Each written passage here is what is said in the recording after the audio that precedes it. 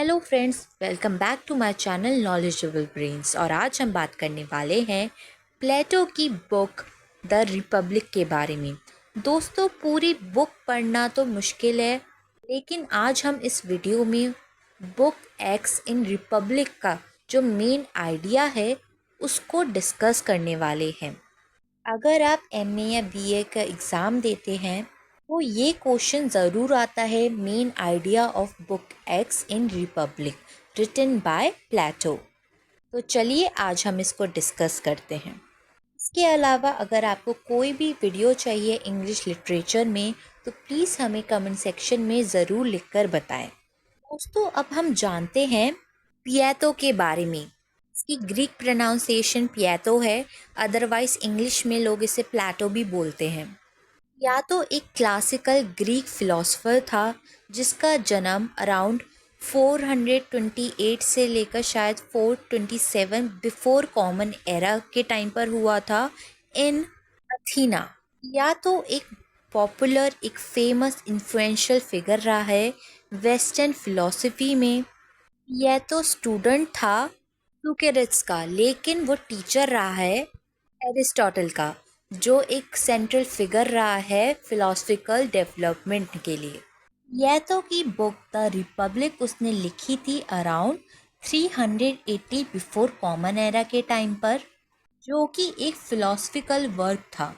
ये एक important work रहा है जो एक्सप्लोर करता है की टॉपिक्स जैसे philosophy, justice, governance, education, nature of reality को। और इसके अंदर जो डायलॉग है वो सोक्रेटिक डायलॉग्स हैं। सोक्रेटिक डायलॉग एक मेथड ऑफ डिस्कशन होता है जहाँ पे क्रिटिकल थिंकिंग का यूज़ किया जाता है एक्सप्लोर करने के लिए ट्रुथ और वैल्यू सब्जेक्ट की। ये मेथड क्वेश्चनिंग और डिबेट का होता है। तो इस बुक के अंदर सोक्रेटिक डायलॉग्स भी मेंशन है। रिपब्लिक्स कंसर्न करती है नेचर ऑफ जस्टिस को, structure of an ideal state को, और इंट्रोड्यूस करती है फिलोसफिकल किंग के कॉन्सेप्ट को भी।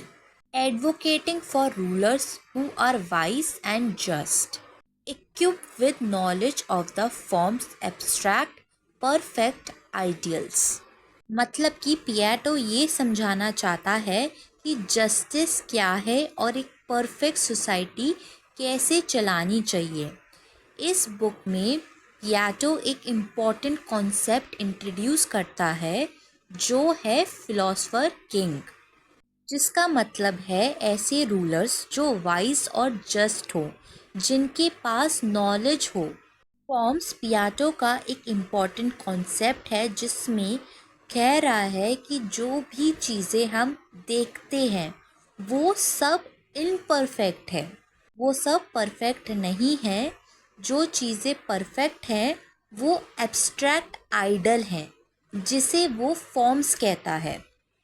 फिलोसफर किंग वो रूलर होता है जो इन परफेक्ट आइडल्स को समझते हैं और उनका गोल अपने सोसाइटी को विजडम और जस्टिस के साथ रूल करना सिखाते हैं।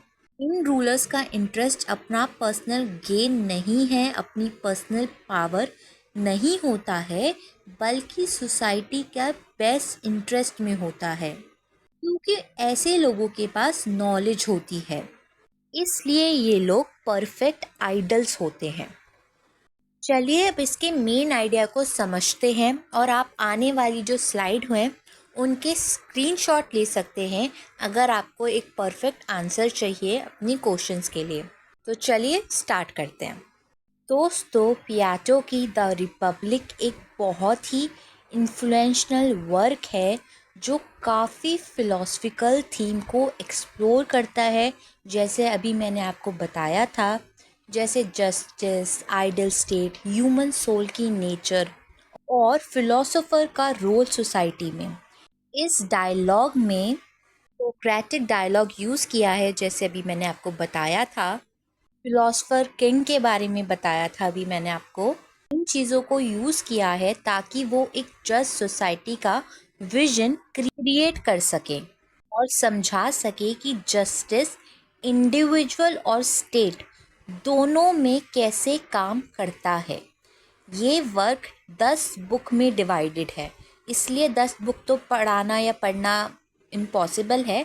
इसलिए हम इसके कोर आइडिया जो हर बुक में कंसिस्टेंट रहता है उसके बारे में डिस्कस करेंगे। दोस्तों, पब्लिक का कंसर्न जस्टिस को डिफाइन करने में है। वर्क की शुरुआत जस्टिस के नेचर पर डिबेट से होती है, जहां सोक्रेटिस अपने इंटरलोक्यूटर्स के दिए गए डेफिनेशंस को क्वेश्चन करता है। सबसे पहले एक आइडिया ये होता है कि जस्टिस का मतलब है सच बोलना और अपने कर्ज चुकाना, speaking the truth and paying one's debt. लेकिन सोक्रेटिस इस आइडिया को क्विकली डिसमेंटल कर देता है, कुछ हाइपोथेटिकल सिचुएशन को कंसिडर करते हुए जहां ये डेफिनेशन जस्ट एक्शन तक नहीं पहुंचती है। सोक्रेटिस अपने डायलेक्टिकल आर्ग्यूमेंट के थ्रू जस्टिस को एक सोफिस्टिकेटेड डेफिनेशन देता है, जिसमें सोल और सोसाइटी का प्रॉपर ऑर्डरिंग होता है, जहां हर पार्ट अपना फंक्शन हार्मोनियसली करता है। At its heart, the Republic is concerned with defined justice. The work begins with a debate over the nature of justice, with Socrates questioning various definitions offered by his interlocutors. One of the earliest ideas put forward is the justice consists in speaking the truth and paying one debt. However, Socrates quickly dismantled this by considering various hypothetical situations where the definition would not lead to just actions. Through a series of dialectical arguments, Socrates arrives at more sophisticated definition of justice as the proper ordering of the soul and society, where each part performs its function in harmony with the whole. I hope आपको ये चीज़ clear हो। अब आगे देखते हैं। इन सबके screenshot ले सकते हैं अगर आपको प्रॉपर आंसर चाहिए। मैं आपको इसको हिंदी में समझा रही हूँ ताकि आपको समझ में आए और आप अपनी खुद की लैंग्वेज में लिख पाएँ। लेकिन अगर आपको प्रॉपर इंग्लिश में आंसर चाहिए तो स्क्रीनशॉट ज़रूर ले लेना। जस्टिस को समझाने के लिए सोक्रेटिस कहता है कि सोल, आत्मा, 3 पार्ट्स में डिवाइडेड है। रैशनल पार्ट जो कि रीज़न है, स्पिरिटेड पार्ट जो कि इमोशंस हैं, और एपिटेटिव पार्ट जो कि डिज़ायर है, नीड्स हैं, ज़रूरतें हैं। एक जस्ट इंसान वो है जिसका रैशनल पार्ट स्पिरिटेड और एपिटेटिव पार्ट पर रूल हो और सोल, आत्मा में ऑर्डर लाता हो। ये आइडियल सोसाइटी के स्ट्रक्चर को मिरर करता है, जिसमें सोक्रेटिस सिटी को मॉडल बनाता है। आइडियल स्टेट में वो सोसाइटी को 3 क्लासेस में डिवाइड करता है। रूलर्स जो कि फिलोसफर किंग्स हैं, वॉरियर्स जो कि गार्जियंस हैं, और प्रोड्यूसर्स जो कि फार्मर्स, आर्टिशियंस और बाकी लोग हैं। रूलर्स वो हैं जो गवर्नेंस के लिए विजडम और नॉलेज रखते हैं। वॉरियर्स स्टेट को डिफेंड करते हैं और प्रोड्यूसर्स लेबर के थ्रू स्टेट को सस्टेन करते हैं। जैसे एक जस्ट सोल में एक रीज़न गवर्न करता है, वैसे ही जस्ट सिटी में रूलर्स गवर्न करते हैं, गार्जियंस प्रोटेक्ट करते हैं और प्रोड्यूसर्स सप्लाई करते हैं। दोस्तों, जस्ट का मतलब होता है अपराइट, ऑनेस्ट, जो दूसरों को मॉरली ट्रीट करे राइट वे में। दोस्तों, अगर आपको वीडियो अच्छी लगी हो तो प्लीज़ लाइक और कमेंट ज़रूर करें और हमारे चैनल को सब्सक्राइब करें ताकि आप आने वाली वीडियोस को मिस नहीं करें। आने वाली वीडियोस में और भी इंग्लिश लिटरेचर के ऐसे ही टॉपिक्स पे डिस्कस करने वाले हैं। अब आगे पढ़ते हैं। द रिपब्लिक का एक फेमस एलिमेंट है पियाटो का फिलोसफर किंग की ये जो थ्योरी है, पियाटो का कहना है कि सबसे जस्ट रूलर्स फिलोसफर होते हैं, क्योंकि सिर्फ उन्हीं के पास फॉर्म्स का नॉलेज है और अंडरस्टैंडिंग होती है। वो एब्स्ट्रैक्ट परफेक्ट आइडल्स जो मटेरियल वर्ल्ड को अंडरपिन करते हैं। पियाटो के मुताबिक फिलोसोफर यूनिकली सूटेड होते हैं रूल करने के लिए, क्योंकि वो नॉलेज सिर्फ अपनी खुशी के लिए सीखते हैं, ना कि पर्सनल गेन या पावर के लिए। एक फिलोसफर किंग आइडल रूलर है जो एम्बिशन या पावर के लिए नहीं बल्कि विजडम के लिए रूल करता है और बेस्ट सोसाइटी बनाने की कोशिश करता है वो। One of the most famous element of the Republic is Plato's theory of philosopher king. Plato argues that the most just rulers are philosophers because only they possesses the knowledge and understanding of the forms, the abstract, perfect ideal that underpin the material world. Philosophers, according to Plato, are uniquely suited to rule because they seek knowledge for its own sake rather than personal gain or power. The philosopher king is the ideal ruler, someone who rules not out of ambitions or desire for power, but out of love of wisdom and desire to create best society. Piaggio also critiques other forms of government such as democracy, tyranny, and oligarchy. He argues that each forms of government represent a degradation of justice as each involves the corruption of the soul. Democracy, for example, is seen as chaotic because it allows appetitive part of soul, desires, need to rule, leading to anarchy. Pliny Puto argues is the worst form of government because it rises when the soul is dominated by unchecked desires, leading to absolute corruption. मतलब प्लेटो दूसरे form of government जैसे democracy, टिरानी और oligarchy को भी criticise करता है। वो बोलता है कि हर गवर्नमेंट फॉर्म जस्टिस के डिग्रेडेशन को दिखाता है, क्योंकि हर एक में सोल की करप्शन होती है। जैसे डेमोक्रेसी को वो क्योटिक समझता है, क्योंकि ये सोल के एपिटेटिव पार्ट, डिज़ायर्स, नीड या ज़रूरतों को रूल करने का मौका देता है। वहीं पर टिरनी को वो सबसे बुरा समझता है, क्योंकि ये तब होती है जब सोल अनचेक्ड डिज़ायर से डोमिनेटेड होती है, जिससे एब्सोल्यूट करप्शन होता है। A significant portion of the Republic also addresses education, particularly the education of guardian class. Piaggio emphasized the importance of both physical and intellectual education in shaping the rulers of society. He advocates for a rigorous system that focuses on physical training, music, mathematics, and philosophy. The goal of education is to shape the soul so that individuals are able to pursue knowledge and virtue. दोस्तों, इसका मतलब है दी Republic एक important part education को भी address करता है, खासकर गार्जियन क्लास के एजुकेशन को।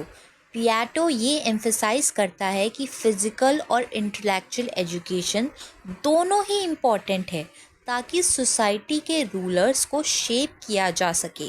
वो एक रिगरस एजुकेशन सिस्टम का सपोर्ट करता है, मतलब एक कठोर एजुकेशन के सिस्टम को वो सपोर्ट करता है जो फिज़िकल ट्रेनिंग, म्यूज़िक, मैथमेटिक्स और फिलॉसफी को इंक्लूड करता हो। इसका गोल ये है कि सोल को शेप किया जाए, ताकि इंडिविजुअल्स नॉलेज और वर्च्यू को परस्यू कर सकें। वर्च्यू मतलब गुण, good behaviour.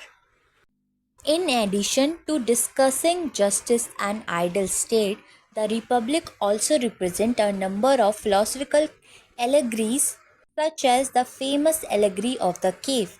This allegory illustrates Plato's theory of knowledge and the difference between the world of appearances and the world of forms.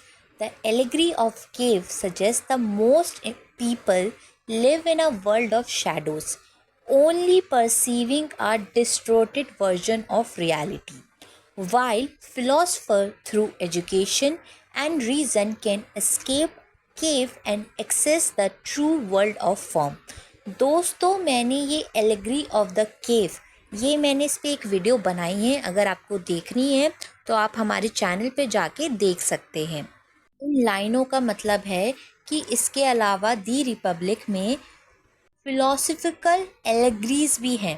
दोस्तों, एलेगरी का मतलब होता है एक स्टोरी, एक प्ले या फिर एक पिक्चर जो किसी इवेंट को या करेक्टर को सिंबल होता है, जो रिप्रेजेंट करते हैं एक आइडिया को, एक क्वालिटी को, जैसे कि ट्रुथ, ईवल, डेथ या और भी सारे चीज़ों को सिंबल के इस्तेमाल से एक पिक्चर की फॉर्म में कर सकते हैं। तो द रिपब्लिक में ऐसे ही एलेगरीज का यूज़ किया गया है।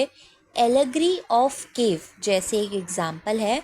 ये एलेगरी पियाटो के नॉलेज थ्योरी को इलिस्ट्रेट करते हैं और दिखाते हैं कि अपीयरेंसेस जो दुनिया का है और जो फॉर्म्स का है, दुनिया में क्या फ़र्क है, दुनिया के अंदर और स्ट्रक्चर जो बना रखा है उन दोनों चीज़ों में क्या फ़र्क है। एलेगरी ऑफ द केव ये सजेस्ट करता है कि ज़्यादातर लोग शैडो की दुनिया में जीते हैं, जहाँ वो रियलिटी का एक डिस्टॉर्टेड वर्जन देखते हैं। मतलब कि वो अपने ख्यालों में हैं, पूरी रियलिटी से अनजान हैं। अगर आपको अच्छे से समझनी है ये चीज़ तो प्लीज़ वीडियो को देखिएगा, एलेगरी ऑफ द केव को, जो हमारे चैनल पे है, तभी आपको थोड़ा ढंग से समझ में आएगा। यहाँ पे बताया गया है कि एलेगरी ऑफ केव जो है वो सजेस्ट करती है ज़्यादातर लोग शैडो की दुनिया में जीते हैं, जहाँ पे रियलिटी डिस्टॉर्टेड वर्जन दिखाते हैं, टूटी फूटी रियलिटी दिखाई जा रही है उन्हें। जबकि जो फिलोसफर एजुकेशन होती है और रीज़न के ज़रिए केव से बाहर निकल के ट्रू वर्ल्ड जो है फॉर्म्स की, वो देखते हैं फिलोसफर। प्लेटो की एलेगरी ऑफ केव देखिएगा, तब आपको ये चीज़ समझ में आएगी, ये पैराग्राफ समझ में आएगा। अगर आपको हमारे चैनल पे वीडियो ना दिखे तो आप प्लेलिस्ट में जाके सर्च कर सकते हैं, इंग्लिश लिटरेचर के प्लेलिस्ट में ये ऐड है। Overall, The Republic is a profound exploration of human nature, politics, ethics, and metaphysics.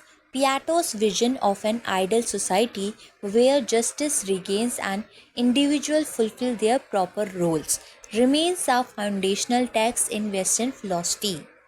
Through its exploration of the relationship between the individual and the state, the nature of knowledge, and the moral and political order, the Republic challenges readers to reflect on the nature of justice and best way to live a virtuous life. इन line का मतलब है कि the Republic human nature, politics, ethics और metaphysics का एक deep exploration है। पियाटो का विजन एक आइडियल सोसाइटी का है जहाँ जस्टिस रूल करती है और हर इंसान अपने प्रॉपर रोल को फुलफिल करता है। ये वर्क वेस्टर्न फिलॉसफी का एक फाउंडेशनल टेक्स्ट है, की नींव है, जो इंडिविजुअल और स्टेट के रिलेशनशिप का, नॉलेज की नेचर का और मॉरल पॉलिटिकल ऑर्डर को एक्सप्लोर करता है। दी रिपब्लिक रीडर्स को चैलेंज करता है कि वो जस्टिस के नेचर और वर्चुअस लाइफ जीने का बेस्ट तरीका जो है उस पर सोच विचार करे। दोस्तों, यही था मेन आइडिया दी रिपब्लिक का, जो कि लिखा था प्लेटो ने। इन 10 बुक के अंदर ये मेन आइडिया था। आप इस वीडियो के स्क्रीनशॉट ले लीजिएगा ताकि आपको एग्ज़ाम में लिखने में इजी हो। आज की वीडियो के लिए बस इतना ही। अगली बार फिर मिलेंगे एक और नई वीडियो के साथ। Thank you for watching.